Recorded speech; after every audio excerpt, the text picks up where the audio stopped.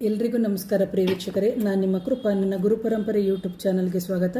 ಎಷ್ಟೋ ಜನಕ್ಕೆ ಹಲವಾರು ದಿನಗಳಿಂದ ಆಗದೇ ಇರುವಂಥ ಕೆಲಸಗಳು ಇರುತ್ತೆ. ಜೊತೆಗೆ ಅವರಿಗೆ ಮೈಂಡ್ ಸೆಟ್ಟನ್ನು ಸಮೇತ ಒಳ್ಳೆ ಮೈಂಡ್ ಸೆಟ್ ಮಾಡ್ಕೊಳ್ಬೇಕನ್ನ ಕಾನ್ಸಂಟ್ರೇಷನು ಇರಲ್ಲ.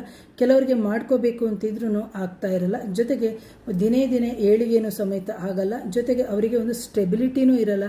ಯಾವ ರೀತಿ ಜೀವನದಲ್ಲಿ ನಿಲ್ಲಬೇಕು ಅನ್ನೋದು ಸಮೇತ ಅವರಿಗೆ ಕನ್ಫ್ಯೂಷನ್ ಇರುತ್ತೆ.